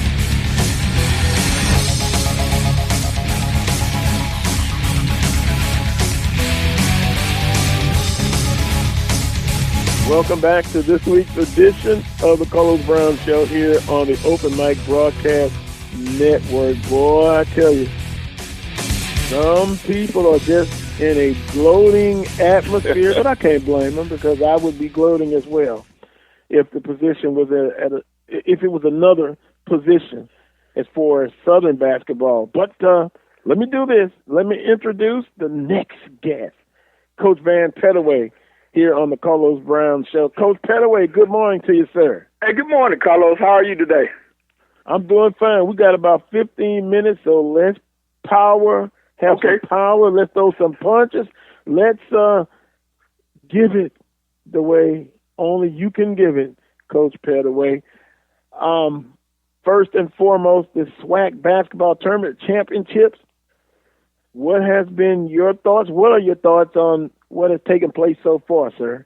Well, first of all, my hats off to the conference. The conference office. I think they've put on a great tournament to have all 8 teams to come in there and compete for a championship. And now we're down to championship Saturday, and the tournament has turned out to be almost what everybody expected. And when I say almost, on the women's side, Alabama State and Jackson State, they did their 1-2 punch the entire season. So it's great for the women to meet in the championship game, number 1 versus number 2.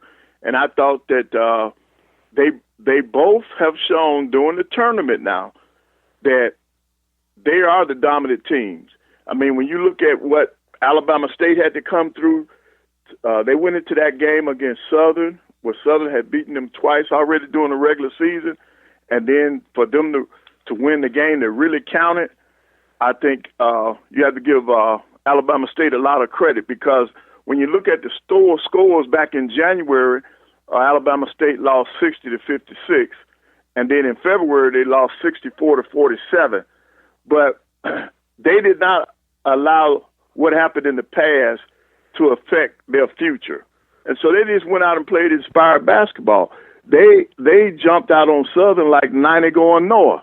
They didn't give them no chance to breathe at the beginning of that game, and Southern never really recovered from that start that Alabama State gave. And then for us as fans of the SWAC and of basketball to be able to see all of the games for the first time, I think that was great. I had a basketball overload watching all the games, because being able to see them all on ESPN3 was great. And then on the men's side, I know there's been some good basketball played. I thought Southern men's team had an opportunity. They had a 4-point lead going down the stretch, and execution hurt them down the stretch, and they lost that game to Gravelin. But the team that I told you all last week, when we were picking dark horses, I do believe if we look back listen to the tape, I think I said, watch out for Texas Southern, because I felt like coming down the stretch, they were playing pretty good basketball, and now here they are in the championship game. Now, the championship game, they're playing against their rival, Prairie View A&M. They deserve that number 1 seed. They deserve their conference championship. And speaking of conference championships, with the formula that the conference came up with, they had co-champs. I just wish that those two teams had been able to play each other before this conference tournament, even if they just had to stick a game in there last Sunday or something. I just wanted them to play to do an outright champion. But Prairie View can squash all doubt now by winning this tournament. They got a great opportunity today. It's not going to be easy now. It's not going to be easy because, see, Texas Southern, they were able to beat Jackson State because there were some mistakes. Well, no, I won't say mistakes because I'm a coach. There were some things that I wish I could have seen a little bit different down the stretch with Jackson State. For instance, when Weathers hit that 3-point shot, all Jackson State needed was 1 point. 1 point.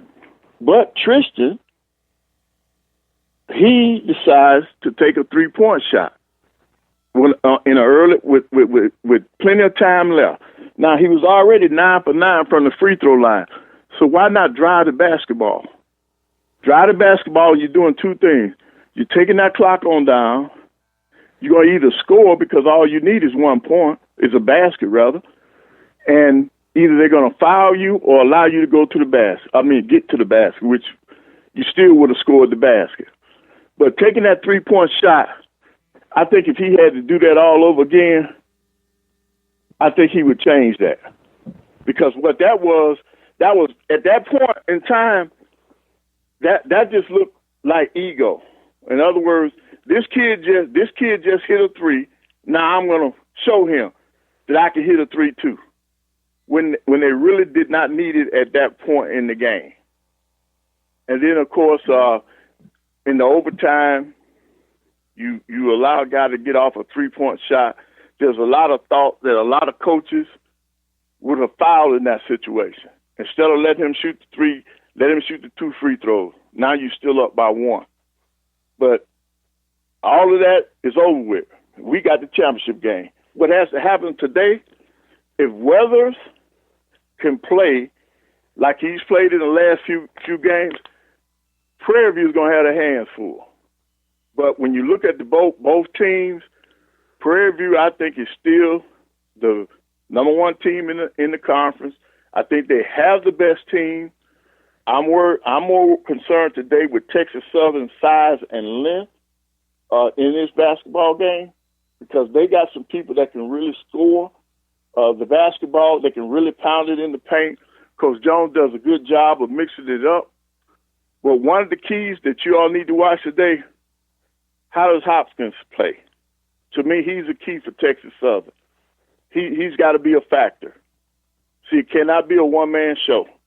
Some other people have to step up for Weathers to win the game. I mean, in order for Texas Southern to win the game, other people have to step up besides Weathers. Now, if Prairie View is going to continue their dominance, they just got to do what they've been doing all year. That's playing team basketball, spreading the ball around, not depending on just one person, because when you look at the season, they've had different people to lead them in scoring. And that's why it's hard to beat them, because there's not just one person to key in on. Because on any given night, somebody can step up, and what they show as a great team, those kids are bought into. If a guy has the hot hand, they're going to make sure he gets the basketball. See, they're not playing hero ball. They're playing team ball. And then they play championship basketball because they get it done on the defensive end. Now, I was a little surprised the other day when they came out in the zone, because normally they play man-to-man. But if he continues to mix his defenses up and get after people, it's going to be tough. But I think it's been a great tournament. I'm looking forward to these two championship games today. And if I had to pick one, I really don't want to pick either one. But on the women's side, I'm gonna go with the home team. I'm gonna say Alabama State, because the other two games have been by 2 points. They're on a neutral site. If anybody has an advantage, it's going to be Alabama State, because they should have more people in the stands to cheer them on, because the game is in Birmingham. So I'm going to go with them on the women's side. On the men's side, I'm going to have to stay with Prairie View. I mean, I like Texas Southern. They were my dark horse team to watch in the tournament, but I never said that they would win it over Prairie View. I think Prairie View will defend their championship, and I think they have the chip on their shoulder. They want to show everybody that they are the dominant team. And I think for the other teams in the SWAC, they need to be thinking about this.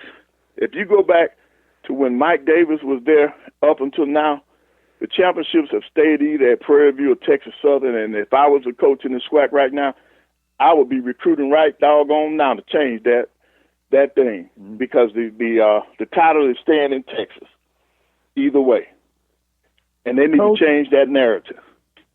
And it's got to be done through recruiting and their style of play. Style of play, recruiting. We've heard those terms before. Coach, if you could, walk us through, and we talked about the teams that are, of course, going to play for championships today. The teams that fell short or close, they're going to evaluate where the program is at this moment to prepare for next season. You've been in that position. Kind of walk us through that process, if you could. Right. Well, at this time of the year, you get the kids a couple of days off, and then you bring in each player one-on-one, and you sit down and you talk about their season, and you talk about their future.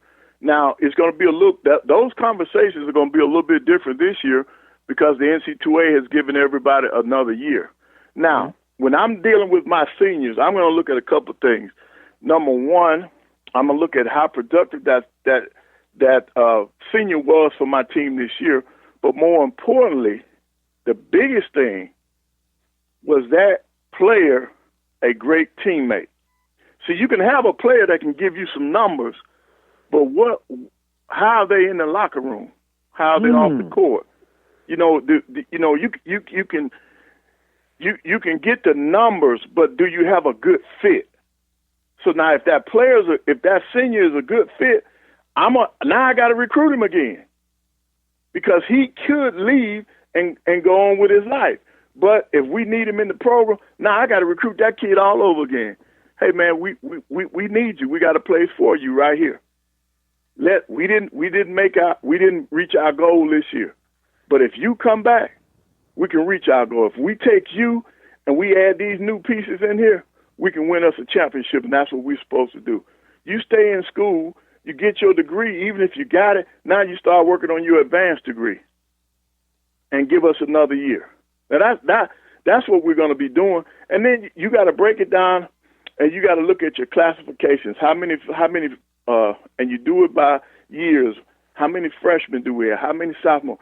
You got to balance that thing out so that you don't have a large class of seniors, so that you can keep the program going. In other words, you got to leave enough bullets in your holster so that you'll be ready for the next gunfight. Mm-hmm. And that's what you do in the recruiting process, and it will help some schools with the NC2A giving everybody their eligibility. There will be some players you don't need to bring back. There's some seniors out there in some schools, they don't want to see them back because they did what they could to survive the season with that player. See, attitude is very important in a team concept. And if you got the wrong attitude, you could be a cancer for that team and you'll tear that team up. Coach, can I stop you right there? I'm sorry. No, it's nothing you did. I'm thinking attitude, and I was talking about this earlier. No matter what sport, if you have a student athlete in your program 3 or 4 years, and the attitude has always been where that attitude has cost the team concept in some form or fashion. Attitude is very important. Leadership. Right. Okay. You gotta have a team chemistry. You cannot have team chemistry when you got guys with hidden agendas or got their own agenda. If they have not completely bought into the program, if they have not bought in, it's not going to work. It's not going to work. And Coach, quickly, as far as you've done your conversations with the players, you're looking at the numbers, who to bring back, who to keep. The next phase, or is there a next phase where you look at what you've done as a coach and a coaching staff to evaluate that, what worked, what didn't work, does there need to be changes, etc.? Right. You got to. You evaluate yourself, your staff, along with your players. What could we have done different? Did we do everything? Did we maximize the talent that we had on this team this year? You got to do all of those evaluations. But relationships with those players, that's the key. If you cannot get them to buy in 100%, then you got a problem. You're not going to win. You're not going to win. And when you start talking about relationships, as a coach, this was my best time of the year. This was the conference time because what you're doing, you're seeing people at different schools that you've in one place. That's what a tournament is that you've seen all year. And see, a lot of times, like for me, it wasn't always the coaches that I look forward to. Like Carlos with you at Southern, you know who I look for every time I came to Southern? Freesburg. He's not a coach. Yeah. Freesburg. Right. When I go down to Mississippi Valley, the PA announcer, I'm drawing a blank right now. I can't think of his name, but that's who I would look for. Then at Alcorn, our main man Charles. I always look for Charles when I went to Alcorn. Blake, yes, and relationships. See, I built relationships with these people. When I come out to Prairie View, it was either Gotti or Brittany who works in the athletic department there, and then TSU. I'm looking for Chatterbox or either Dr. Cavill. You know, so this is the time of the year that we love as coaches, and right. It's your relationship with your players and the different schools and the different people that make up the conference. And see, now when I think about Southern, now I'm adding you, Carlos. When I think about Prairie View now, Dr. Prince. So you got people These relationships will go on and on and on, and that's what makes this time of the year so special. And you're absolutely right. And Chatterbox, who was on earlier, told me to make sure I said hello and you're missed. He wanted you on that ESPN 3 broadcast as a color analyst. Yeah, well, he's one of the greats. I think if they have a Hall of Fame for radio, I think he should go down in it. He's one of the best. And listening to you talk, you think about Chatterbox, and you're talking about relationships. Ike Rooks. Right. I had a chance to be on his show, and the friendship we developed. Right. Baton Rouge, Huntsville. You can think about it's so many of them. Right, and he was with me for over 20 years. So, relationships is the thing. Yep. Well, on that note, we're out of time for this week's segment, but I made some notes. Attitude. Sometimes, you say attitude adjustments, but attitude goes a long way and it reflects leadership. Leadership reflects attitude. Right. And, for the teams that fell short, now is the time. Yep. To now start sowing the seeds. Oh, did I say that? Sowing the seeds for a successful season forthcoming. It's pretty much all year now, no matter what sport. Preparation, training, looking at what went well, what did the team do well, what it didn't do well.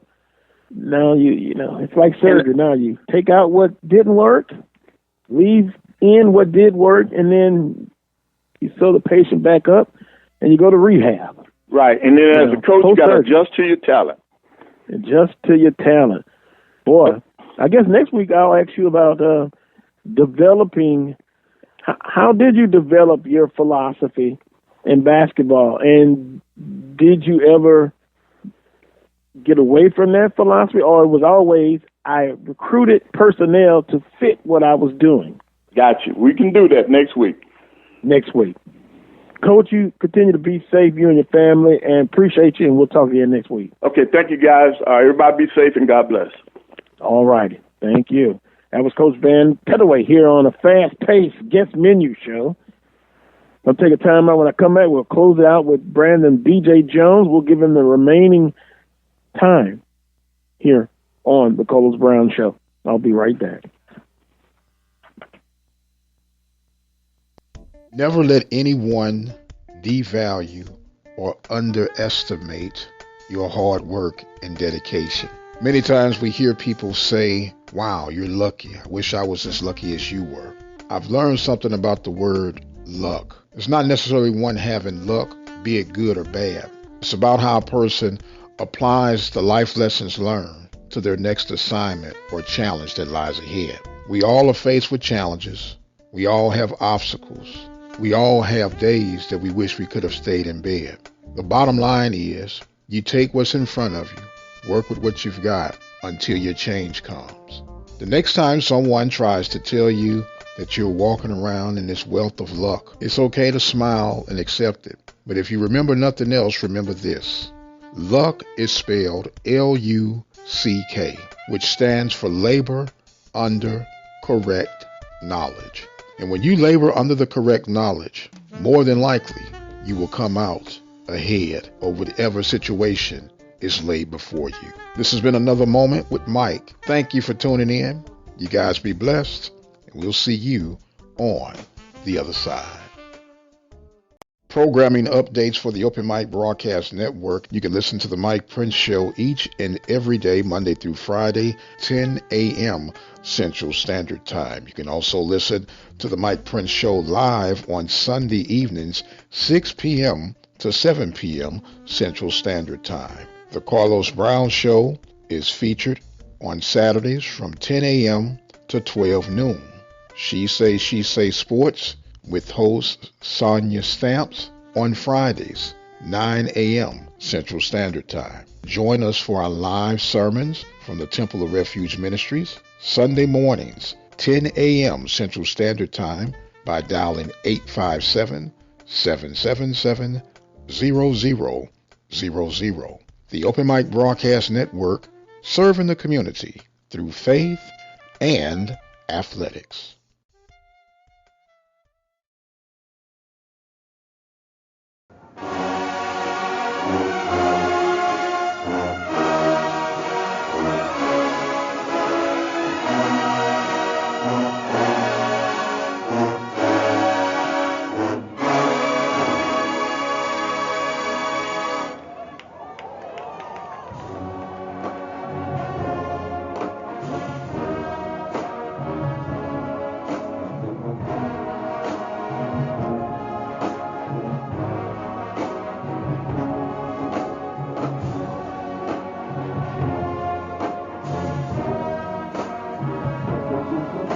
Welcome back to this week's edition of the Coles Brown Show, heard exclusively right here on the Open Mic Broadcast Network.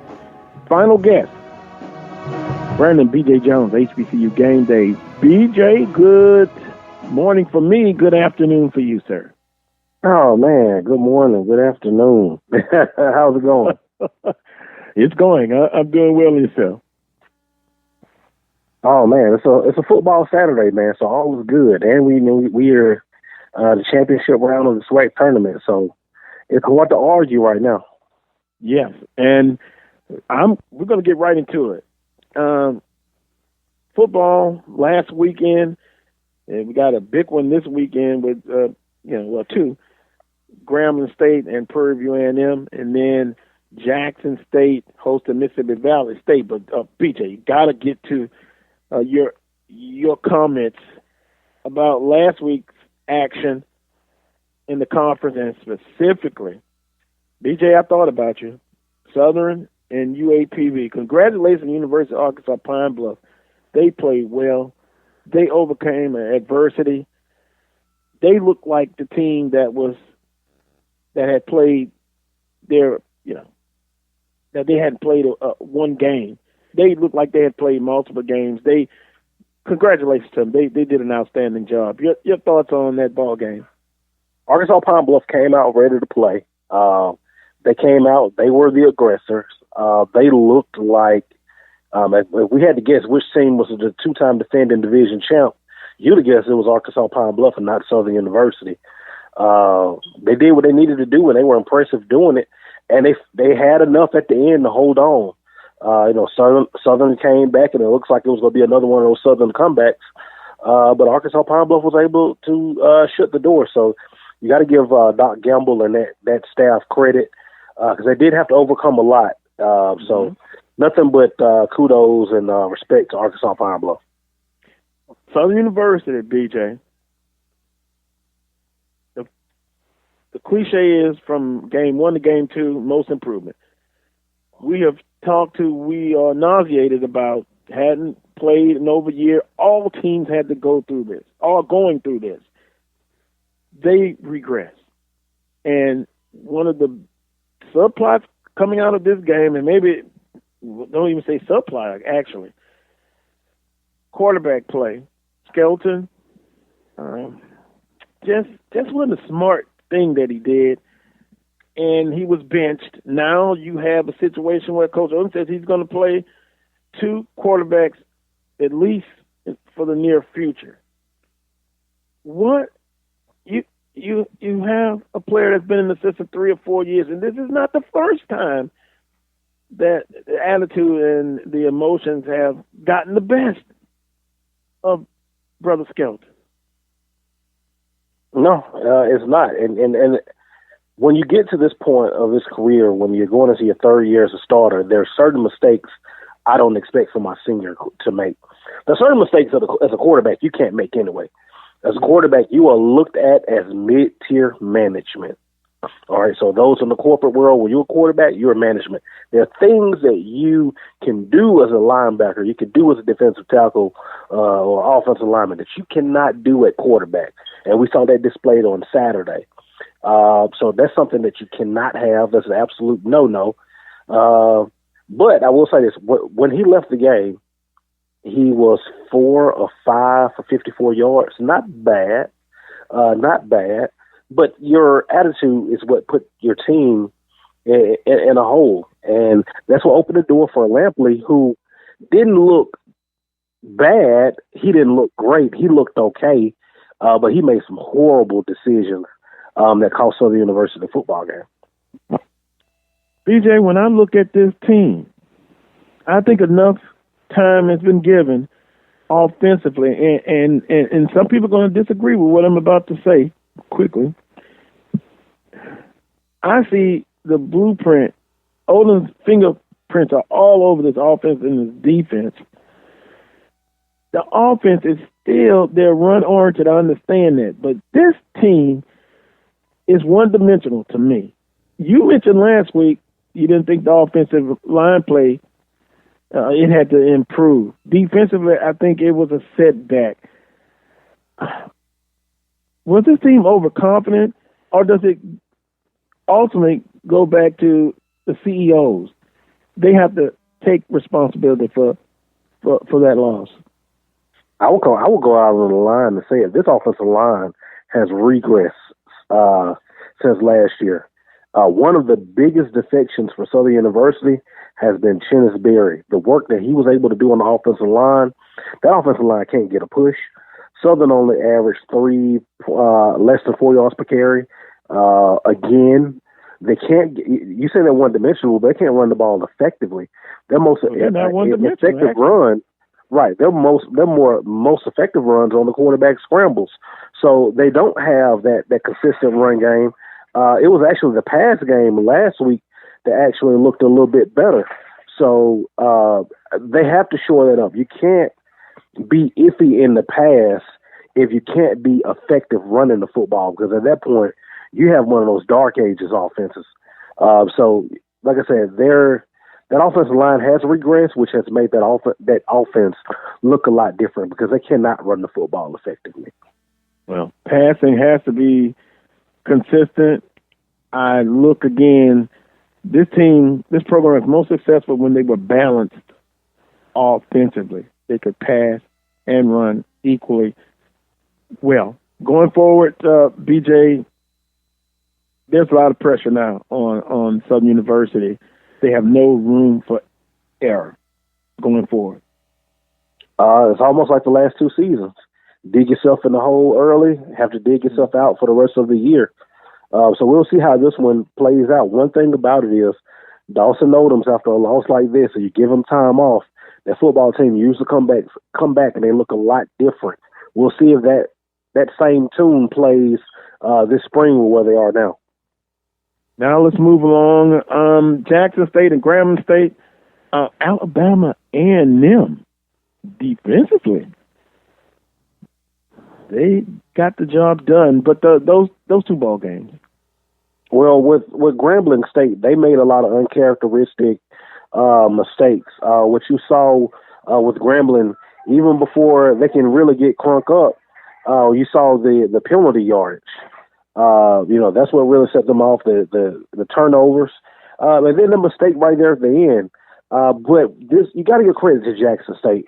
In years past, when Jackson State had been in that position, they fold. If Jackson State is up and they go down, they fold. That team has not folded. They believe in what Deion Sanders is doing. So that team now is dangerous. Now, as far as Alabama A&M and South Carolina State, I'm looking at it from this standpoint. South Carolina State lost a lot on the offensive line. And that offense ain't exactly a world beater. But Alabama A&M was able to go up there and limit South Carolina State to just 7 points. And then once Alabama A&M's offense got to rolling, South Carolina State couldn't stop them. But keep in mind that South Carolina State is down 16 starters from 2019. So we won't know how good or not good they are probably until after today when they play Delaware State. Well, albeit what you said, defensively, they still were able to, which they should have. If they're missing that many starters, South Carolina State, and offensively, I get your point, that they're not a juggernaut as far as a team that's going to spread it out and throw it around. But the defense was able to do what they were supposed to do then, and get the victory. And BJ, everybody has to go through, being off for a year and the penalties. You're seeing that, but some teams have done a good job of overcoming in these early games, and some teams have not. Yep, you've seen who's been able to manage it the best, and you gotta like the way the Alabama A&M has and how crisp they look their first time out. Quickly, under a minute left. Grambling State and Prairie View A&M. Grambling State can't afford another loss. Give me Grambling State bouncing back, but I think it's going to be close. Prairie View has beaten them the last two times they played. I like Grambling State in the close one. Oh, I got you. I got that prediction to Dr. Prince frustration again. Yeah, what a way, Dr. Princess, what a way to end the show. Well, it's all about opinions and predictions. And BJ, next week, we will see if you were right. We'll give you a grade next week. And midterms are coming up quickly in a shortened spring season. It's like a short session in college, a short summer session 1. But BJ, take care, my man. We appreciate it. All right, talk man. again next week. All right, have a good one. All righty. That's going to do it for today's show. I want to thank the following: Dr. Jason Cable, Social Commissioner of the Southwestern Athletic Conference; Larry Chatterbox Hill; Charles Edmond; Coach Pettaway; Brandon B.J. Jones. We were able to overcome some adversity. We made some adjustments. We got it done. 5 guests. Want to thank Dr. Michael Prince, producer of today's show. And Dr. Prince, you'll be a happy man in a few hours maybe, or a disappointed man, but I think you'd have to be happy overall with Prairie View and the men's basketball team, sir. Is that correct? Oh, yeah, that's very correct. I'm going to be happy either way. The championship's coming back to Texas, and we're going to take care of business, man. But go Panthers. Well, it is coming back to Texas. Go Panthers. Houston, Prairie View. Go Panthers. Go Panthers. Go Panthers. Go Panthers. And I'll deal with you later. And BJ. Boy, what a way to end the show. What a way to end the show. Who's coming up on the Michael Prince Show Sunday night? Well, scheduled, we have a revisit. We're going to have Coach Eric Dooley. We also are going to have Dr. Donald Reed of Prairie View A&M University Panthers. And I got a rabbit in the hat, but I'm going to hold on to that one. Okay, well, appreciate your help producing today's show, as always. And continue to stay safe and stay blessed. And that goes for all of you out there as well. Make sure you tune in next Saturday at 10 a.m. for another edition of the Carlos Brown Show, heard exclusively right here on the Open Mic Broadcast Network. Until that time, as always, peace and God bless.